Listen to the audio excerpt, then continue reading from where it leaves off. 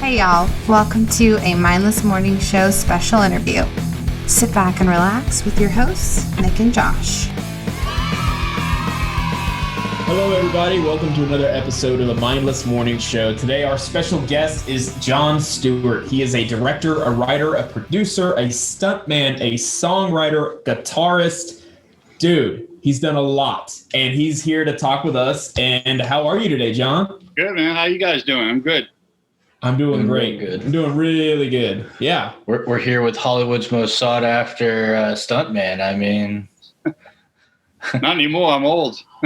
well, I mean, it don't matter. It's all good. So how well, first off, how did you get into being a stuntman? When I was a kid, like 10 years old, that's all I wanted to do after seeing a John Wayne movie. I think I was doing stuff like, jumping mini bikes, jumping off my grandmother's roof, just crazy stuff. I knew what I wanted to do from early on, and I got a chance to do it, I think I started out, I was about 17, doubling Matt Dillon in a picture in Boston, that's where I grew up. I was doing some crazy stuff. My friend had a movie theater, and I was helping him promote it. I hanged myself upside down, caught myself on fire, then jumped through the windows of the theater. Holy shit. Yeah, the news came down and covered it. And I was such a dumbass at the time. It was actually real glass I went through. Wow. The news came down and covered it, and there was a producer watching it that night in his hotel room. So he got my number off the news and called me up and said, "Hey, I seen you light yourself on fire. I'm doing a Matt Dillon picture here in Boston, and you want to come down and do a burn for the picture?" And I said, "Sure." And so that's how my career started. Did a couple more movies in Boston, and then moved to LA when I was like 18. Damn. What in your mind made you say, I'm going to go do this stunt? I don't know. I just, back then I was, he had it was the old style theaters that had the, what do you call it? The orchestra pit and the booths up top. I forget what they call them, the booths, the old ones. So I used to practice jumping off the second level booth, and I had to clear the orchestra pit, and I had some pads to land in, some mattresses at the time to land in, so that's how I trained myself there basically, doing high falls, and a big staircase. I did stair falls there, and that's how I started. That's awesome. Damn. Did you ever watch that movie? What was that movie called with Andy Samberg where he's trying to be a stuntman? Hot Rod. Hot Rod? No, I don't think I've seen that one. You ought to watch it. It's extremely. It's so funny. It's extremely exaggerated and I think it's more aimed towards like an Evel Knievel type thing, but he does some really funny stuff in it. Yeah, I have to check that out. I didn't hear about that one. Oh yeah, it's pretty good. So what was like an average day like when you were doing that type of work? I was in the 80s and 90s. I was pretty busy. I mean, sometimes I was coordinating 2 or 3 shows at the same time, literally. So I'd leave the house. I remember I left the house once on a Monday, didn't get home till the following Sunday. I went from movie to movie to movie, catching sleep in the dressing rooms as I could. I'd be in one movie in the morning, another movie in the afternoon, another movie at night. Wow. And an average day for me back then would be doing a car jump for one movie, then doing a pipe ramp, which is a corkscrew flip for another movie, then doing a burn for another movie that night, and fight scenes. It was pretty hectic back then. Holy crap. I got a job in the 80s. Wow. That's crazy. So go ahead, Josh. Go ahead. You go. All right. Okay. So when IMDb puts out that you're a director of the Mighty Morphin Power Rangers for the TV series, is that like just stunt director or like full-on director? I was a full-on director. What had happened was, it's awesome. Back in the 80s, I started directing a lot of second units because a lot of directors didn't know how to direct action back then, and they relied on me to write the action scenes in the movies and direct them. And I had a friend, Ronnie Huda, who produced Power Rangers. I got hurt, and I went out and directed my first movie, Action U.S.A., and came back and came with a little bit of a cult following. It turned out good. So he gave me a movie to direct as first unit director called Cartel. And then he came up with a series idea with Saban for Power Rangers, and he wanted me to come in and direct, the series at the beginning. Damn. So yeah, no, I didn't. I hired actually Jeff Pruitt, who was a karate coordinator, to come in and do all my fight stuff. And he would do second unit, and I would do first unit. That's kick-ass. So you learn a lot of that type of like when you do action scenes, you have to learn a lot about it. So that's really cool. Yeah, you do. And I never went to film school, but I just learned lenses and camera speeds and angles. And a lot of time when I was doing some chase stuff, I'd have 6 cameras going. And, we did a speedway thing in Cold Steel where I had 30 race cars with real race car drivers, and then I had another 20 or 30 stunt people, and then a couple hundred extras, and we did some crazy stuff in that movie. I had 6 cameras going all at one time, all the time. Holy crap! And that's one thing too about these like action movies. If shit doesn't go right and you have to replace a car, like, did that happen a lot? Like, you had to replace scenes and replace equipment and cars? Well, I used to wreck a lot of cameras because what I would do, because this one company, I would measure out where the car was going to land, where I thought it was going to land. I was pretty good at it, and I would put the camera like a 16 millimeter. I mean, IMO camera, 35 millimeter IMO in a crash box there, and I would measure it out, and I'd get the car corkscrewing through the air, or jumping, and crash right into it. And those are the kinds of shots that we're using on on the trailers, for the movies. Yeah. So this one show, Cold Steel, I think the camera companies were pissed at me because I was wrecking like an IMO a day, and I went through all that, and the producer, I'm like, what do you want me to do? And the producer goes, hey, these are the money shots, and we'll love it. We'll pay for them, So I was purposely wrecking them, but they were getting good shots. That's kick ass. Yeah, especially when you get the green light to go ahead and just do that. It's awesome. Now, yeah. I don't want to make you feel old. I know you said that you're old. I don't want to make you feel old, but I do want to say that I binge watched the hell out of Power Rangers when I was young. Yeah. Like, I watched the shit out of it. We didn't even know anybody was watching the damn show when we first started doing it until Universal had us do a live appearance. And I just watched some of the news footage. It's funny because it was like 11 a.m. on a Friday morning, and they want us to do a live appearance up there. So as we're coming down to 101, the 101 was blocked off. It was shut down. We had to get off and go through side streets. And then we're trying to get up that entrance to Universal in L.A. It goes up a big hill. Holy crap. It was 50,000 people there at the front gate. And I said to the producer, I said to Ronnie, I said, I think the Rolling Stones must be playing here or something.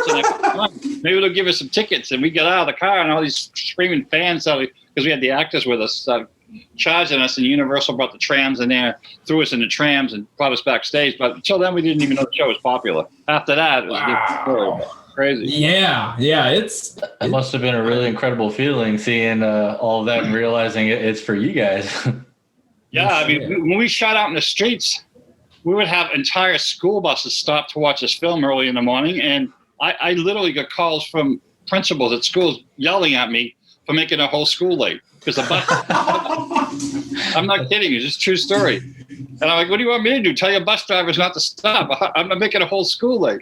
Yeah. So then we made every Thursday a day on the set where they could bring kids could come and watch us film. You know what I mean? Try to get some organization to it. And I met more celebrities because they're Gene Simmons and everybody bring the kids to the set to watch us film. I remember one time Priscilla Presley was there with, I don't know, it was a granddaughter of some kids. I don't know who it was, but it's a working environment for us. And I'm like, oh shit, this ain't working. Let's try this angle. And then all of a sudden I get a call from upstairs, Stewart upstairs, blah, blah, blah. Priscilla just complained you were swearing on a set with kids, I'm like, wow. Hey, just doing my job, man. Yeah. That's awesome. Damn. So was there like a stunt that you were supposed to do that seemed really sketchy, or something you didn't agree with that you can think of? No, if there's something that most of the stunts back in the days I wrote into the script, so I thought of them. So it didn't go wrong. It was my fault. But if someone came up with us with something that I thought was sketchy, didn't work, we'd find a way to make it work. Okay. I definitely had some issues and accidents and stuff like that where, it was my fault where I didn't do something right, or and stuff like that happens. So I definitely had some hairy moments. Yeah. Oh, I can imagine. I mean, there's a lot of variables with that line of work. Yeah. Well, yeah, it was trial and error back then. We didn't have a lot of the safety equipment we have now. So back then, we were jumping cars, and only protection we had was, besides the seatbelt, was sitting on a donut, like a little wheelbarrow inner tube that we'd sit on, Wow. Oh my God. We broke a lot of backs back then, Holy crap. So would that be basically the worst injury that any stuntman can get, is breaking their back, or what is the worst? The worst, aside from death. Well, I've had 2 broken backs and a broken neck, but the worst, that wasn't even the worst. The worst I had was I was doing a motorcycle crash for a movie called Nightmare at Noon, and I was crashing a motorcycle in the back of a station wagon that we built up, and I had a ramp, and I hit it, and we had 50 gallons of gasoline explosions for me to go through. And I had 100 feet of catch pad. And I've done this stunt many times before, and I usually went about 60 feet. So I had 100 feet, so I knew I was going to go a little faster that day.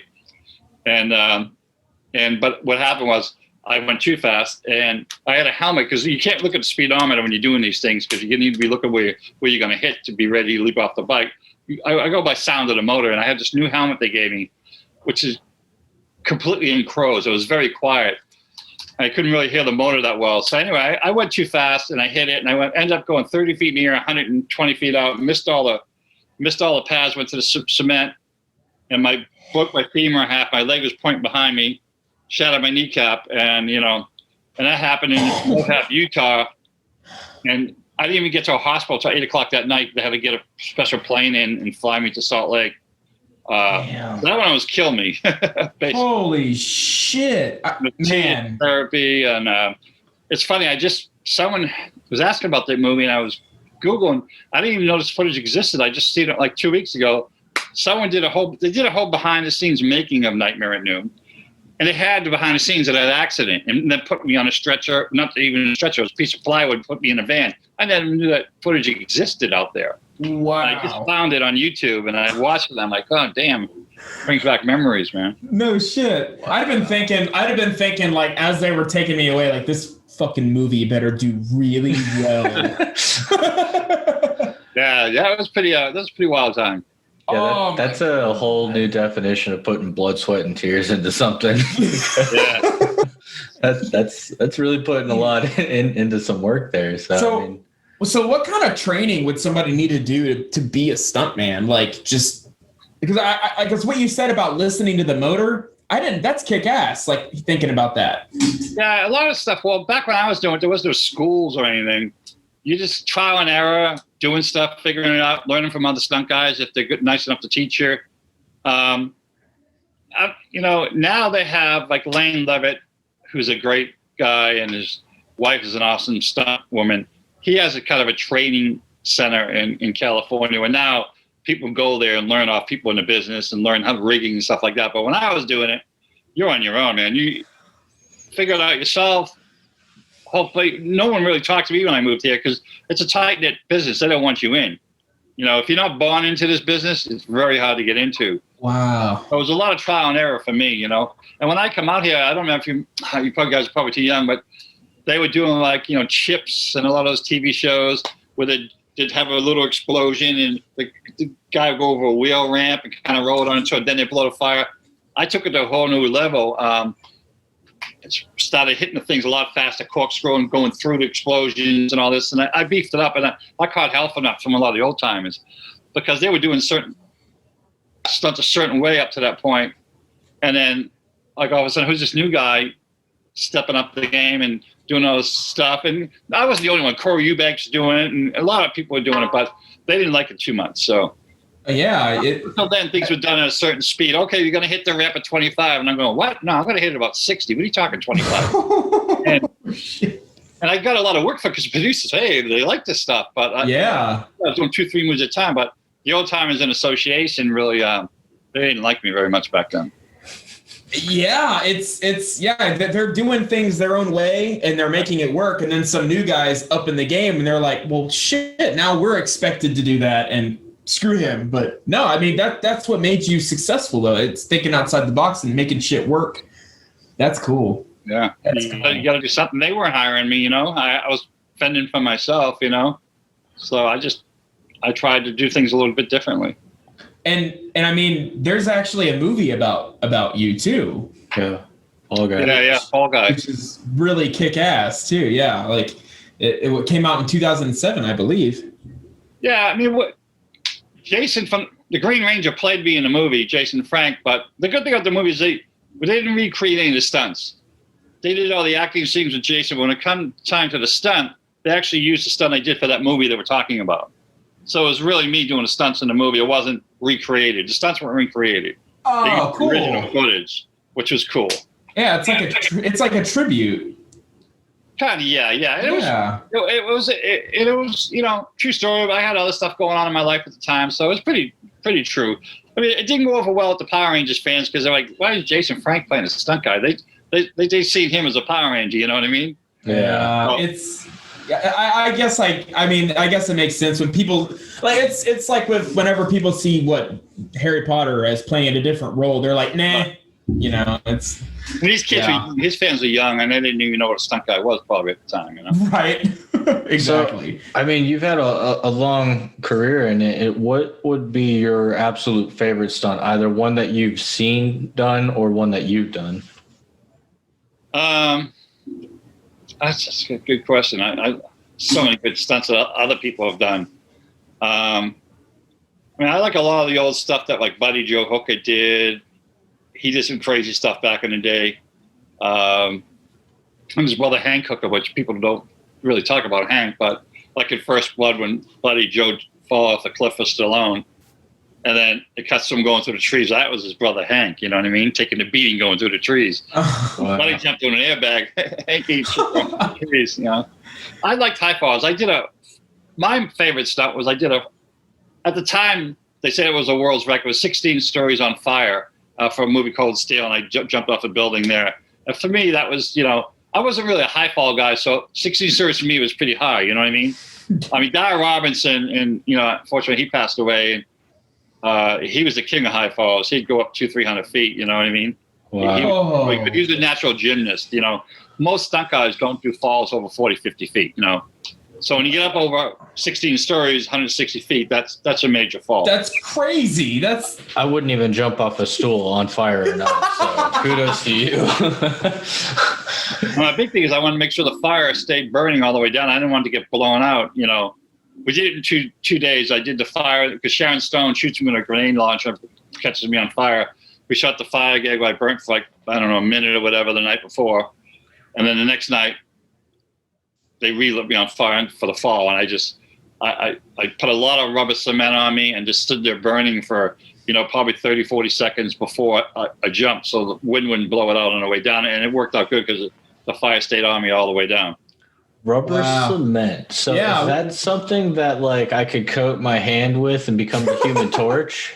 No, because then you'd burn your hand. No, rubber cement we use because gasoline you can't work with it. Right. Very dangerous. So rubber cement, you can paint it on your body where you want the fire to stay. You know what I mean? But they do make it stuff. I did a talk show interview one time where I'm talking to a producer with my hands on fire, my arms on fire, my bare arms. They have their special gel that you could put on you. Cool gel. That will protect you for a few seconds. Yeah. That had a bunch of the stuff he developed, but the original I think came from Australia. It was called Zeljo. And you can put it on your arm, coat it real thick, your bare skin, then you put the rubber cement over that. But you only have a few seconds before it burns through the gel and it gets to your skin. So what's it like being on fire? I feel like that's a question I don't get to ask many people. Well, the main thing is you got to plan ahead. You don't want to wait to. It all depends on the elements, whether it's night or day or cold or hot out. Or if you're sweating inside the suit. A lot of times they use baby powders to stop us from sweating because the sweat creates steams, and that's how you get burnt. But you don't want to wait till you start feeling it, so you just about can't take the pain anymore, the heat, because you got to get down, and they got to put you out, then they got to drag the suit off you. So you're not out of the heat for a couple minutes. You know what I mean? It takes. You just got to plan ahead. When you start feeling it, give yourself plenty of time to get put out. Because knowing it's going to take them a while to get the clothes off you and the suit, and that's when you get burned, in that time there.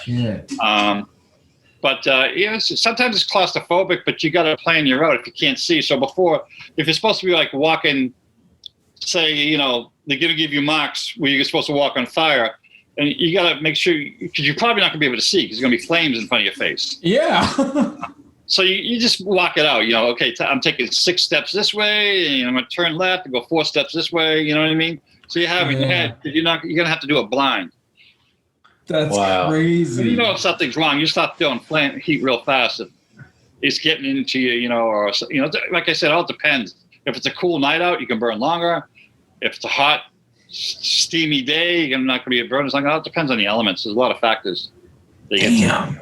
I was always envious of seeing people on fire. I thought it was a really cool thing. But like over at Disney, they had a lights, motor, action show where at the end somebody would be lit on fire and kind of walk out. And yeah, now that you mention it, it did kind of look like he had a routine of how many really wide steps he would take, and then kind of do a circle and drop before he was put out. But that's pretty crazy. I definitely would. A little tube you could breathe in. I had little bailout bottles I could put under my clothes. I could have oxygen and breathe, Damn. If you could. And then what I did was back in the day, the old days, you see they're doing fire gags and the guy would have this big old head, you know what I mean? Because he has a big old fire suit head on him. So I thought that looked phony as hell. So what I got full of products to design me. Remember the old race suits, the race car drivers wear? The hoods? Oh, yeah. Little baklavas. Yeah, they're open. So I talked them in as putting 2 of them together. So I have double protection, but they're still very thin. And then sewing the mouth and nose here tight.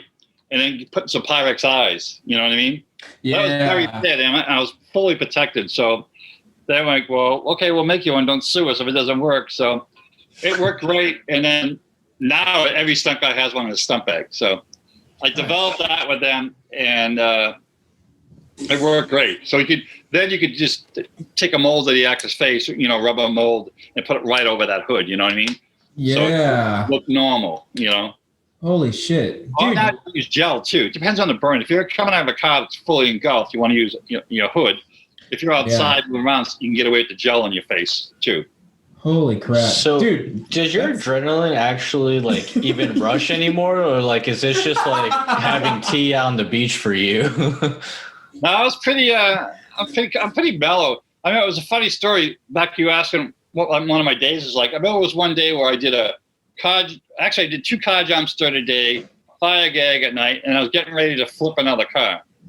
No, actually, I was getting ready to do another car jump. And I was so tired. I'd been working for like 4 days straight with like an hour sleep here and there. So they send you back in the car to good first position while they're tweaking the cameras and then buckling you in. You're going to get ready. And that's when your adrenaline is supposed to be, going. You're about to hit a ramp and fly through the air. Yeah. I was so tired. They called action, and the AD goes, I think he snored. Can you wake him up? So it was Jeff Shipman, I think. I remember the AD's name. So he pushed my shoulder, John, go, action. I did. I dozed off in the car, and they called action. I was sleeping. So he woke me up, and I hit the gas, and off I went, and it was fine. But that's crazy. I didn't have any adrenaline going then. I was. Wow. Another day in the office. For real, to know what you do and or know what you're about to do, and then you just fall asleep. I can't even get on a roller coaster. I can't even go through the line without getting freaked out, starting to sweat. And so, I mean, so cool. That's good. After your first one, you're a little bit more amped up, but after you've done them a bunch, you know what's going to happen. I mean, there's always the unexpected, but it's not going to feel good when that car lands. That's one thing it's going to get beat. I can't imagine your medical bills. Yeah, well, fortunately, the movie company had insurances, so they would pay for it. But. So is there a way, or has there been a way for you to track how much you've been able to not pay? How much money would have been spent had you not? Or do you have a count of how many injuries you have? Yeah. Like I said, I've had 2 broken backs, a broken neck, broken femur. I got a rod through my femur, kneecaps all wide together. Some small things, fingers and toes and wrists and stuff like that. But I don't know. I've never seen the bills. I know the one I was in a hospital 3 months when I broke my femur, so that bill hasn't been enormous, you know. Yeah. Yeah. That's, Imagine. I don't know. That's insane. I get freaked out going to the doctors just to get a shot or something. So I don't like him either. Trust me. Yeah. I mean, I don't know, man. You seem to like want to meet them quite often. When I broke my femur, this is true. When I first brought me in the hospital, I was completely awake, no Novocaine, no nothing. He took a Black & Decker drill in the emergency room and drilled through my shin bone with me awake, with no pain, no nothing. And he goes, "You're not going to feel this because your leg's all mush." But basically, my femur up my upper thigh was all just like jello, all mush because it just shattered, you know. So he didn't think anything was connected. I was going to feel, and I felt every second of it. And I was screaming. If you watch Jason Frank in the movie, he's screaming. That really happened to me, you know. If you see Fall Guy when he emergency room, he takes a drill and drills right through the shin bone. That happened for real.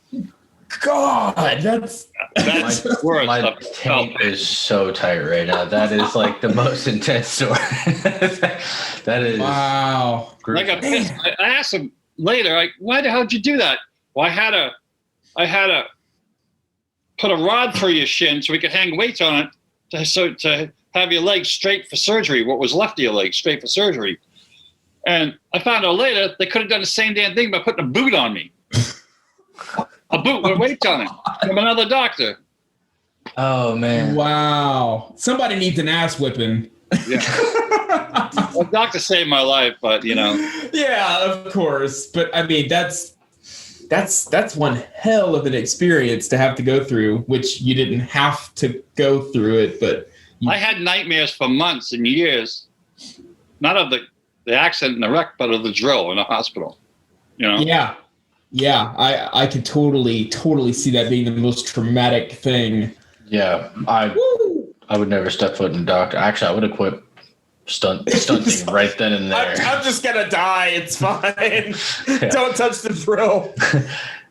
That's how I started really directing, because took so long for me to heal. I was in a wheelchair and I was writing my script, you know, that I wanted to, and I was writing Action USA, and that's how I started directing, because my neighbor comes over. He'd see me sitting outside every afternoon. He knew I did stunts, but we weren't really friends. But he goes, "What are you doing?" "Oh, I'm writing a script, you know." And he goes, "Do you get the money to make the movie?" I said, "No." And he goes, "Well, I'll get you the money to make the movie." And I'm like, "Yeah, sure." And a couple of weeks later, he comes back, and he owned a Porsche dealership in the Valley in California. He mortgaged it and got us the money. And when I was healed up, we went down to Texas and made the movie. That's how that movie got made. Oh, damn, that's cool. What a neighbor. No shit. Wow. I don't know if you guys noticed, but we did it in '89, and it went to video, had a little cult following all these years, and then someone showed it to Quentin Tarantino and a guy named Tim League that owned all the Draft House Alamo theaters. Mm-hmm. Someone had a backyard screening of it, because it had a little cult following all these years later. But someone's seen it in a backyard screening. I get a phone call from Tim League saying they want to revamp it, make it 4K, you know, 4K restoration for the theaters. And I'm like, really? After 40 years? So I just did a run in the theaters and the drive-ins and 4K restorations like a month ago, last month. Damn. So they peaked after 40 years. Yeah. Holy crap. If you Google Action USA movie, you'll see it was everywhere. After 40 years, no one knew about this movie, but Quentin Tarantino and Tim really liked it because they liked the old movies with no CGI. Real stunts. Yeah. This movie was. And I can't believe all the attention it's been getting. I've been doing a ton of press for that. And I didn't believe these guys wanted to put it in the theaters. It's crazy. That's amazing. Well, congratulations on that. That's kick ass. Sure. And that is really cool. I can see why, because you're quite the man behind this story. I mean, you basically are the pioneer of stuntmen. Well, no, there's a lot before me. Trust me. I mean, like, you know, Yakima Kanat, Hal Needham, you know, he's like the Marlboro Man, you know, his picture should be in a book about stunt guys. So those guys were really, I come in, you know, when I was, you know, in the 80s, you know, early 80s, but these guys that started in the 50s and 60s, they really wrote the book, man. There was a ton of, you know, Hal did Smokey and the Bandit and Hooper. He was Burt Reynolds' roommate at the time. So that guy was nuts, man. He was a legend. And Yakima Kanat, he was like the only stunt guy I would to win an Academy Award, you know. So, well, I mean, you're humble, but being, in my opinion, being one of somebody who accelerated and made the stunts faster, bigger, better. It's kind of like a pioneer. But I appreciate the kind words. what would you say about the supposed pioneers of the stunts of like the people like Jackass? Yeah. Well, I got offered to work in that show. I turned it down because those guys are like daredevils. They're not stunt guys. They're just nuts. They'll try everything. But the stunt guys, we do crazy stuff, but it's calculated. We think things out, Yeah. Those guys just went for it, They had balls and they broke a lot of bones for sure. But I don't really consider them stuntmen. They're more daredevils, Okay. Yeah. And it's really cool. But, stunt guy would think stuff out and plan it and, That makes sense. Those guys, it's fun to watch, but It's like it's a category of stunt people. You know what I mean? Yeah. Okay. It's like a stuntman will be like, all right, we have to jump through this bush full of thorns. So here's what we're going to do. And then the guy at Jackass is like, I'm on it, and just does it. Like, what the hell? They're definitely crazy, man. So, we'll switch the conversation over. So you started up a band, Juliana, and I would like to know what made you go from stuntman to wanting to start a band. Less broken bones, unless I fall off the stage, man. No, I always played music, guitar when I was a kid. I was never even that good at it, but I'm no shredder like Van Halen or anything. I like to play, So I always fooled around writing music. And in fact, when I did Fall Guy, I asked them if I could write the title song for the movie. They said, yeah. And I ended up doing that. Make a long story short, got to put it in a movie. So I always enjoyed writing music. So, and when I was 10, I had a Latin guitar teacher. Was my next door neighbor, showed me some. So he didn't teach me Latin music, but I always hear him playing Latin music. So for some reason, it just rubbed off on me. So when I moved to Florida, I met this girl and she spoke Spanish, and I'm like, well, I got some Latin songs that I wrote. See if we can do something with it. So we did, and one caught on. And make a long story short, that's how that came about. So I've always been playing around with it, but never played in a band in a bar or anything like that. But just wanted to do it for movies, and and some of it's taken off, and we're getting a lot of good press, and who knows what's going to happen with it moving forward. But we got like 7. We got about 9 songs now. Yeah, and, we're trying to gear up to do some shows or whatever, but just signed with a record deal with Tribeca Records. Wow, that's kicking. Yeah, it's 60 signing a record deal. Can you freaking believe it, man? That's awesome. Hey, dude, that just goes to show you that, I mean, don't give up on your dreams. Bingo, and also you're doing something right. Well, you're doing something right. And not only that, but I mean, with your stunt career and all of those connections that you made with people that can, help you, even if it's cool knowing that you've got a career to where you've got a lot of connections, and you also have the talent to make the music and to make connections on your own. It seems like you have a really good foundation. Yeah. What happened was I was doing a talk show for the movie, the movie stuff like we're doing now, and they had another guest on, Eileen Shapiro, but I think she booked me on your show. Yeah. Yep. Yeah. Okay. We love Eileen. If it wasn't for her, none of this record deal stuff would be happening, because we got along because they were talking about the movie I directed, Second Unit from Cold Steel, with Adam Ant in it. She's a huge Adam Ant fan, if you know her. So she was talking about that, and then Brian, the host, mentioned, oh, you write music. So anyway, we finished the show, and she calls me up. She got my number, wanted to hear all the Adam Ant stories I had. And she goes, well, send me your song that you're talking about you wrote. And she's she writes for all the publications and stuff like that. So I sent her. She really liked it. And then she introduced us to John Valesco, who's running, heading up Tribeca Records. That's how that came about. It was thanks to her and John. Like I said, they liked it, and I showed them a few more songs, and then they got us a record deal. So we'll see what happens. We just signed it like a month ago. That's super cool. Yeah, we love Eileen to death, and John is super awesome. But yeah, she knows everybody in the music world. So yeah, I have been listening to a few of the songs. I mean, I don't know Spanish. I do though really appreciate. I like my wife is Spanish, and she overheard it and she loves it. Oh, thanks.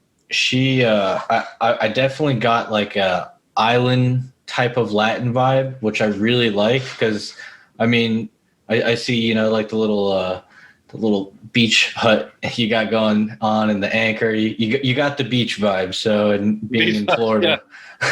Yeah. So one thing about this Latin music, people listen to the melody anyway more than the words. So you can feel the songs. You know what I mean? You don't even have to know it.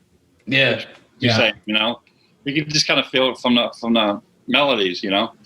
Yeah, no, you definitely. It's really great sound. Madeline, your singer, is phenomenal. Sings very well. And I mean, the music videos are great. I mean, you're surrounding yourself with beautiful women. I think that's why you got into it, didn't you? Yeah.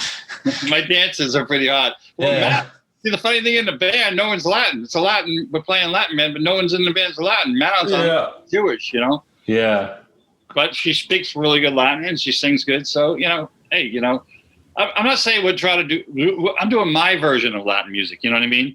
Exactly. I like it. You're reinventing it. You're making your own type of style, and that I can appreciate. I really like.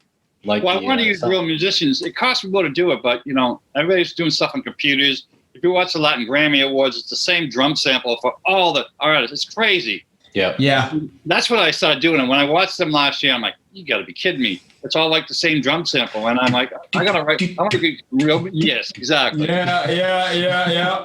Same drum sample, drum beat for.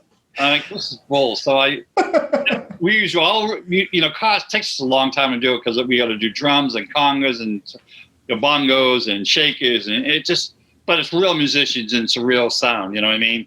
It's not something we threw together on a computer. And I think that's what they liked about it. Yeah, and I definitely think it's a very good key selling point that your drummer's name is Bob Ross. Like you should have him renamed the Ghost of Bob Ross. That would get some people like, oh, is he drumming with paintbrushes? That's pretty cool. So, what brought the name Juliana to y'all's minds? I was sitting there like trying to think of a name because it's not a solo artist. Juliana, it's a band, and basically it was available, the .com. And when you're thinking of a business, you know, you got to. That's important, you know. You want the .com. Yeah. So Juliana could be American and Spanish. It's kind of got that flow, you know what I mean? Yeah. It's kind of a pretty name, so that's why I named it Juliana, you know. Because we do like some that. songs in English too. And then we do some where we combine them. Oh wow. Cool. Yeah, that's perfect. Yeah. Well, doing that is that like if you have a song in both versions, it's just gonna boom everywhere. Well, they're both markets, you know. Yeah. Yeah, that's smart. We have our first single that the record company is releasing coming out the 26th of this month. I guess next Friday. Nice. Chichibor. So that was their first single up to promote the album, and that's coming out. So that will be coming out on Friday, 26th of this month. So there's already, since it will already be out by the time our listeners are watching, the link, we'll have a link for it in the description. Yeah. You know the website if you watch the stuff. Yeah, but All the links will be there. We put that's everything. Friends I showed it to, and they seem to like it. You know, they're my go-to people when I finish the song. Hey, do you like this? You know. Yeah. Well, I mean, they're Latin, so you're like, hey, I mean, what do you think? They're like, yeah. Honestly, after that damn injury you sustained, you should just get whatever the hell you want. Yeah. Do you at all plan to incorporate any type of stunts into Juliana's music videos, or like when you get to perform? No, it's funny though because I'm friends with Guns N' Roses, and they just did a concert in Miami last year, and we went down to see them and stuff. And Dizzy, who plays in the band, and after the show, we're backstage, and they go, "Hey, the band wants to meet you." And I'm like, "What the fuck they want to meet me for?" You know. There's a story years ago. I did a video. I hope I can remember the name of it. Called "Boys Are Gonna Rock." It was in the '80s, and there was a guitar player. And I'm in the video. I'm doing stunts in the video, and I'm playing the guy that shines the spotlight, and it blows up, and it catches me on fire, and I jump down on the stage, and I'm going around the stage as they're playing. You know what I mean? God damn. And it's Boys Are Gonna Rock is the name of the song. So what happened was, I think it was CeCe DeVille. I don't know who the blonde guitar player was, but anyway, he had the rock star. I'm not coming off for rehearsal. I said, I need all the band members for rehearsal because I'm coming down on fire. I'm going to have flames 20 feet off of me. You guys got to know your shit because I'm going to be right in front of you. Yeah. He has a whole rock star attitude. The rest of the band came out, and they were cool. But he didn't come out. Okay, screw him. So when we did the scene, or fire on him. But I jumped out. It's like I'm like 15, 20 feet above the stage, and they're playing, and the thing blows up. I'm on fire, really cooking, like flames shooting 15, 20 feet from in. I jumped right on the stage in front of him. I perfectly wanted to land in front of him because he was being a, what do you want to call it, star. So his eyeballs popped out. But he fell back knocked over all the speakers. I'm twisting on fire. So I didn't know it. This story went around to, all the rock stars, Guns N' Roses, didn't really knew about this. And they were like, so Disney's friend of mine, he plays keyboard for me. And I actually wrote a couple songs with him. So when they found out I was at the concert and I was the guy that jumped down in front of him and made all that crap happen, they want to come up and say hi, which I thought was pretty cool. That's badass. That's God, awesome. I would have thrown some like rubber cement at him, like, here you go. This was part of the plan, but you didn't come. So you don't know. Your turn.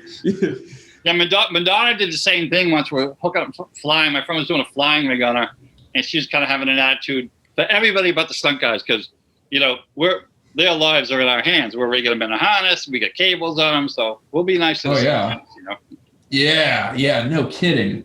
God dang. That is cool. So we had one listener question in particular of what was working with Jason David Frank like? Yeah, back then he was kind of just, he was hyper, and Jason was funny because he'd get to the set early when we were going to start designing the fight scenes, and he'd want to do all the cool stuff.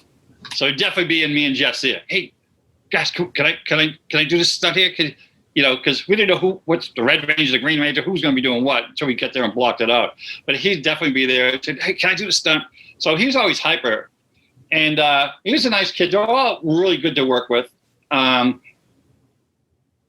Jason, when he heard that they were going to make Fall Guy, he called me up. He goes, hey, man, let me play you. I know how you walk. I know how you dress. I know how you talk. I know what you eat for lunch, man. Because, let me play you in a movie. And I'm like, what's all right with the other people? It's all right with me. So that's how it came about, him playing me in the movie. That's cool. He was a cool dude. His fighting on Fall Guy, he ended up punching out the producer. So he has to tell. Holy crap. The producer could be a pain in the ass once in a while. Maybe he's got on Jason's nerves one too many times, and Jason just choked him out or knocked him out. I forget what he did. It was real fast. Didn't last long. Damn. Nice. But I see Jason beat the hell out of Jose Canseco, man. Karate out of his dojo in California. Jose came in giving him some crap, thinking he knew karate, and Jason just beat him to a pulp out into the parking lot. Holy shit. He didn't even take it to the mats. He said, take it to the street. That's hardcore. Yeah. The actor in Power Rangers, he was hyper, but he wasn't as nuts. Damn. I like that. That's awesome. So crazy. Well, we are going to take the shortest of breaks, guys, and we will be right back in just one moment.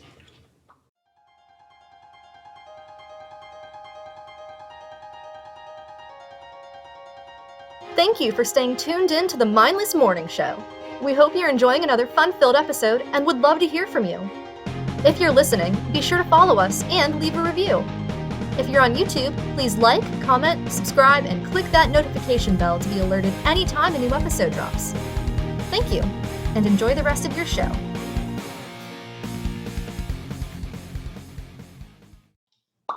Hey everybody, we are back and we are still here with Jon Stewart, and we are going to be asking him some of our mindless bullshit questions as usual. They're different. What? He said he was going to sing the Power Rangers theme song with us. I'm just kidding. Bye, guys. Busy. It's been a good one. Later. Click. No. Oh, that's funny. Okay. Sorry, I had to throw that in there. These are so random. Do you like snow? Snow? Yeah. I lived in Big Bear for a while. I grew up in Boston. So I lived in Big Bear for a while when I was in California. So I love skiing. I love the snow. I wouldn't want to be at it full time, but I definitely like it at Christmas. Right. I was going to say, there's definitely no snow here in Florida. Yeah, exactly. Yeah. You wouldn't would you be able to ski with all your injuries that you've sustained? No, I have skied. I just gotta be careful not to break the leg again with the metal rod in it because that gets bent and I'm screwed. But I've definitely skied. That's kick-ass. Okay. Yeah, wow. I like that. That's crazy. I've undergone 50-foot jumps. I've undergone no crazy surgeries, and I can barely skateboard now, and I used to skateboard. Yeah. Oh, man. I love skating. Speaking of stuff like that, I actually have another question that kind of relates to that. When's the last time that you recall you've rollerbladed? Oh, man. I don't think I've ever rolled. I've skateboarded when I was a kid. Okay. You're like us. I roller skated back in the rinks. Yeah. Those are the best. That's roller skating. I've never rollerbladed. I think that's the last time I've done something like that too. It was at a little roller rink back in the day. Yeah. Okay. Yeah, we don't have any good ones nearby us. It sucks. I wish. Yeah. So, what do you think your first step would be if the zombie apocalypse started tomorrow? Well, that's funny because I'm watching Walking Dead as we speak before I even got on tonight. There's 9 seasons of it. I didn't see it, so I'm watching 9 seasons. Oh, it's good. Wow. It's good. Yeah. I'm in season 4, I think. Okay. But I'm all set, man. I got a shotgun with lots of bullets and some handguns. So this is Florida. Everybody has a gun. Yeah. Absolutely true. Especially if it's the Walking Dead type of zombies. Because those are soft. They're not even scary anymore. There's every episode they're getting attacked. Yeah, they're slow. And you're done with. That's the only time I've ever found zombies scary was the DayZ. Yeah, where they start hauling ass and climbing and stuff. That's scary shit. Yeah. Right. If they're a zombie with human capabilities, I'm out. I mean, honestly, with when it comes to zombies, especially in World War Z, I mean, no, not World War Z, Walking Dead, if you just give it a few weeks, their bodies will decay to the point to where they couldn't even walk anymore, if you think about it. Yeah. But yeah. Ideally. Yeah. So would you ever go on one of those zero gravity trips in the sky? Have you ever heard of those where they take a plane or a shuttle or some shit way up near the stratosphere, and then they do a very slow decline, and it's you're having zero gravity experience. Talk about a real plane, right? I think so. Well, that's in Apollo. A lot of scenes in Apollo. They in the plane. They go, yeah. I'm a pilot also, so we played around with that stuff. All you have to do is push the nose over and stuff starts floating in the air in the cabin. Yeah. So we're at the end of our segments, and you now tell us you're a pilot. You forget to tell us all this cool shit, man. Yeah, that's just push the nose over, and you're gonna have stuff flying in the cockpit for sure. Okay, so then you may have already done something like that. Yeah, and a lot of the actors, like I say, Ron Howard did that in Apollo, probably a bunch of other movies too. There's a special plane called the Vomit Comet or something, what they call it like that. And they get up there and they'll go up and then they'll go down and up and down. Yeah. And so many minutes before they get gravity comes back into it to film the shot. You know what I mean? So a lot of stuff in Apollo, they were really floating around. That's how they got those cool scenes. Oh, that's kick-ass. Man. See, I love every episode I say, I love these questions because we either learn shit or funny stuff happens, comes of it. It's a good formula. Which brings me to my next question. Do you like candy corn? Candy corn. Josh, I take it, Josh, you didn't read these before we started the show. Not really. I'm kind of trying to read them as we're here. Candy. I'm trying to think what that is. Not cotton candy, right? No, it's the little Halloween ones, white. Oh, those. Yeah, I love those. Yeah. Okay. The yellow ones. Yellow ones. Oh, they're so good. gross. No, they're fucking good. Shut up, Nick. I'm not eating any sugar now, but yeah, I did love them. Yeah. Okay. Every year, the day after Christmas, when everything's 50% off, They're all in the dumpster. I'm there. Shut up, man. I'm there grabbing them for 10 cents a pop. Yeah. So have you ever been scratched by a cat? Yes. Oh, that was the lamest question. They're all lame. That's what you don't get. They're lame. This one's kind of cool. Do you have any hidden talents? Oh, yeah. Hidden. He can set himself on fire without being put on fire. That's a talent, right? I mean, if it's hot enough in Florida, you probably could. Yeah, combust.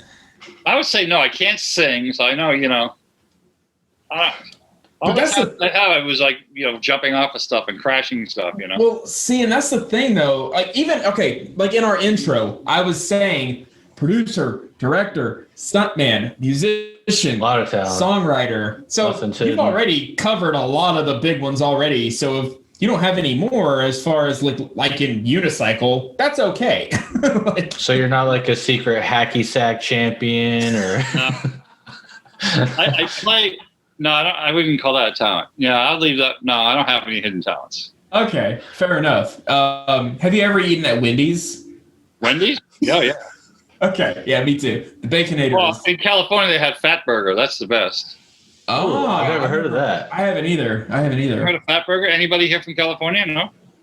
No, I'm an Orange product, straight up born. We might have a couple listeners that might know. We'll have to ask. Oh yeah, Fat Burger is the best. Florida, we have Five Guys. Yes, we've got Five Guys in Texas too. Five Guys is better. Five Guys is really good. Dang. Honestly, you might be too far, but I know there's some more in Florida. I don't know where exactly, but you should definitely check it out. It's called FK Your Diet, kind of like Fuck Your Diet, but it stands for Foster Kids Your Diet. So the owner, like some of the proceeds go to foster kids. Oh, wow, that's cool. But the food is phenomenal. Absolutely amazing.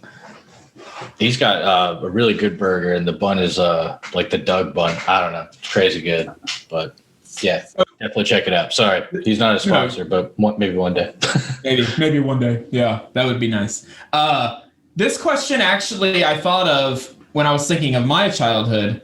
But have you ever rolled down a hill in a tire? Yes, all the time. Okay, yes, I figured. Wait, you say all the time? Was that like your childhood thing to do? And last week, we didn't have video games, all this crap back then, so it was like kick the can. Well, I grew up in Dorchester, which was a lot of gang fights back in the day, but it was either kick the can, a wiffle ball, a baseball. Like you find a hill, roll down a tire, man. Nice. Damn, that's kick ass. I like that. So much better than my childhood. My childhood was flat land.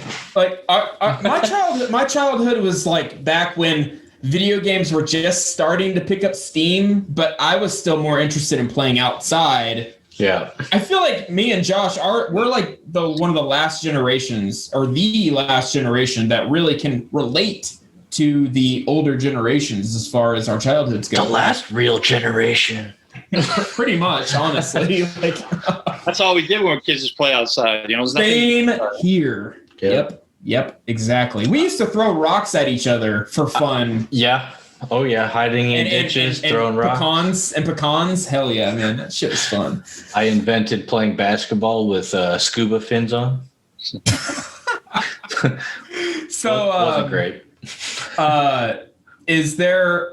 This one is kind of dumb. Actually, it's really dumb. Have you ever eaten zebra meat? No. Because Josh has, right? It's phenomenal. Okay, that's why I wanted to bring it up, because I didn't know. I didn't remember if Josh had or not, so I wanted to ask you so I could find out if Josh did or not. So if it's phenomenal, we should all eat zebra meat. Absolutely. Unless, you're with PETA, and then... Oh, I guess that's true. Yeah, I guess. Well, I mean, it does stand for people eating tasty animals, but... Okay, but anyway... Yeah. Have you ever planted a tree?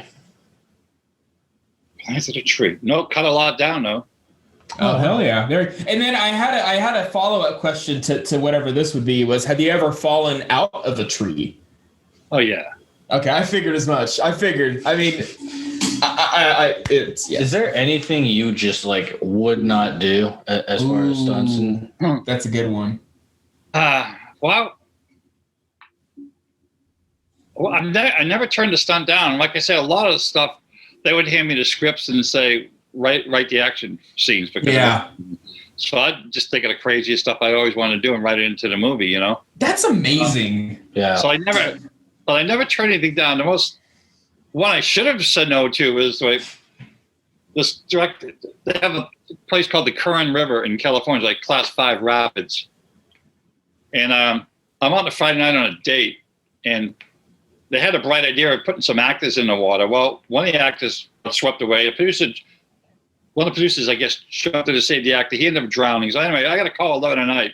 Get some stunt people up here. We need to get some stunt people in the water, you know. Holy shit. And it was funny. I just met this girl. It was our first date, and I'm like, "You want to go to Curran River?" Sure, you know. So I show up there. It's like a 4-hour drive, 4 in the morning. Get down, the rapids are roaring. A bunch of stunt guys. They took one look at it, and half of them just said, "Screw it." They went back to L.A. There was some crazy rapids, and they wanted us to like first swim down them, and then it was like a mile too long, and then they would set cameras down in and pick us up at the bottom, and then Universal built this stupid fake log that they want us to ride the log down, you know. So, wow. You know, the first time I went down there, you can't fight this thing, you know. You get sucked in under the water. They call it like a washing machine, and you try and grab somebody's foot to get yourself. It was like that thing almost killed us. I don't know how many times we had to do it. We went up there like I think 4 weekends. We shot Saturday, Sunday for 4 weekends, and we went down about 5 times a day. You know, and when I see the film, it's like 20 seconds on film. Yeah. What film was that? Do you remember? Because that's. Yeah, it was called. Don Cascarelli directed it. I had to look at my IMDb. Survival Quest, I think it was. Survival Quest. Shit. And those, you know, that's not like jumping a car, jumping off a building. That's Mother Nature. Yeah. And when the safety guys are going, "You guys are nuts. I wouldn't be doing this." And you're thinking, "Well, shit, I'm no expert but rapids, but yeah, this looks pretty hairy, man." Oh my God. So at one point were you just like, "What the fuck am I doing here? Should I just go?" No. Screw it. We figured, okay, we're not going to fight these things. We're going to get beat to shit. So we put pads on and just let it take us. And the rocks are slippery underneath the water. Yeah. You know, the water's so long. So we just kind of bounced off the rocks for a mile. And this thing was so fast anyway. So the first one we all fought it. Then we got smart. Put on some pads. Ride like Magic Mountain or something. You know what I mean? Like, brilliant. Yeah. That was nuts, man. That's Mother Nature. You can't mess with that. Yeah, no kidding. So that actually leads me to a relatable question as far as stunts go. What do you think about like current setups with like the overuse of CGI and stunts that are? I hate it. Yeah, I figured you would. Like, you know, back in the day, the audiences would be, "Oh, wow, that's a high fall. That'd be cool," you know. Now you can do anything. The audiences are not impressed because they're so overwhelmed with all this fake crap. You know, and actually all the older stuff guys like Howley, and none of the guys like the CGI. Action U.S.A. used no green screen, right? Oh, no, nothing. Everything's real. That's why Quentin and all those guys really love the movie. Yes. This is all real. And there's some big stunts in that movie, everything's real. No CGI at all. That's, yeah. Like, that's a true feature. So honestly, I guess I would be on a hunch to say that you probably aren't really a big fan of like the Marvel movies. No. That thing is like 90% CGI. Yeah. And one reporter wrote, when they just released Action USA, it was a really good. They said like the Fast and the Furious. What did they say? They wrote something really good about Action USA, saying it paved the way for movies like Fast and the Furious. You know what I mean? Yeah. So I thought that was a good compliment to us. It is. Because some of the stuff they do for real, but a lot of it's CGI, you know? Oh, yeah, a lot of it. And you can tell, like, as a viewer with, you know, being a mindless idiot, I can look at it and be like, yeah, that's all CGI. Like, there's not even an actor in this entire scene. It's like a 10-minute scene, and there's no person in it. Right. And so they do that and if you were watching something a guy really did do, you wouldn't be impressed because you've seen so much. CGI Yeah. before. It's not, so I was never a fan of it. They had it a little bit when I was doing my stuff, but it was so expensive and it looked phony. They never. Yeah. I don't think I did it. Only movie I did, I think they had a little CGI in it. And it was 976 Evil. Robert Englund, Freddie directed. And it was in a house where the house caved in. There was a fire pit or something like that. But it looked hokey as hell. You know what I mean? Yeah. Fire burns and everything else we did on that show, whatever it was real. You know what I mean? Exactly. Crazy. Well, damn, this has been a great, awesome interview. And hopefully, listeners and viewers, hopefully we got everything asked that you wanted us to ask. And obviously, you definitely got to check all of the descriptions wherever you listen or watch. Check it out. John, thank you so much. Thanks for having me. Stay safe. Absolutely. We appreciate your time, and we're definitely safe, but I think you, sir, are the one that needs to be told to stay safe. I'll try, man. All right. Well, everyone, stay mindless. Thank you guys for tuning in to the Mindless Morning Show. We hope you enjoyed it, and we greatly appreciate you guys picking us out of the many great podcasts out there. Now go enjoy your mindless day.